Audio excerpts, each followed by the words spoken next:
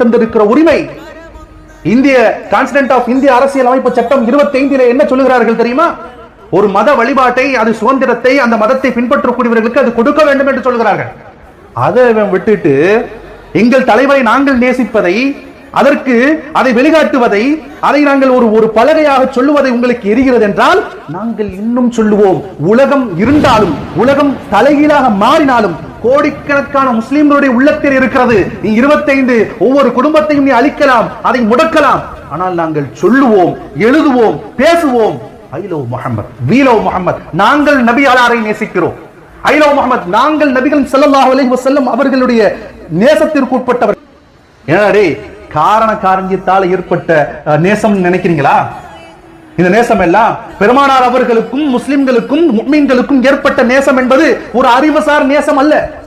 நேசித்தால் இவ்வளவு பணம் கொடுக்கும், பதவி கிடைக்கும் என்ற நேசம் அல்ல. அது இயற்கையாகவே வந்தது.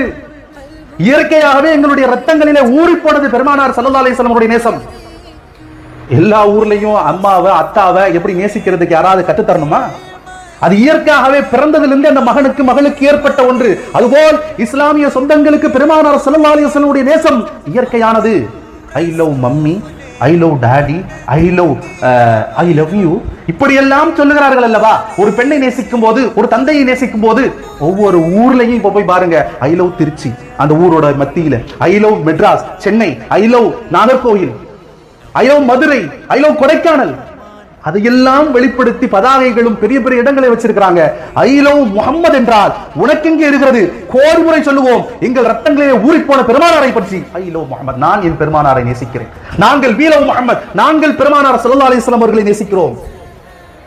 எல்லா நேசம், உன் தந்தை தாய் அத்தனை நேசத்தை விடவும், உன் சகோதரி நேசத்தை விடவும் பெருமானார் ஸல்லல்லாஹு அலைஹி வஸல்லம் அவர்களை நேசிப்பதை நாங்கள் இனிமையாக சொல்லுவோம், தேன் போல சொல்லுவோம், பெருமையாக சொல்லுவோம், மாதட்டி சொல்லுவோம். பெருமானார் ஸல்லல்லாஹு அலைஹி வஸல்லம் அவர்களை நேசிக்கிறேன் என்று.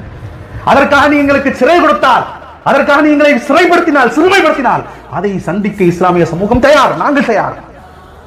ஏனென்றால் பெருமானார் ஸல்லல்லாஹு அலைஹி வஸல்லம் அவர்களை நேசித்துக் கொண்டே இருக்கும். I love Muhammad, we love Muhammad.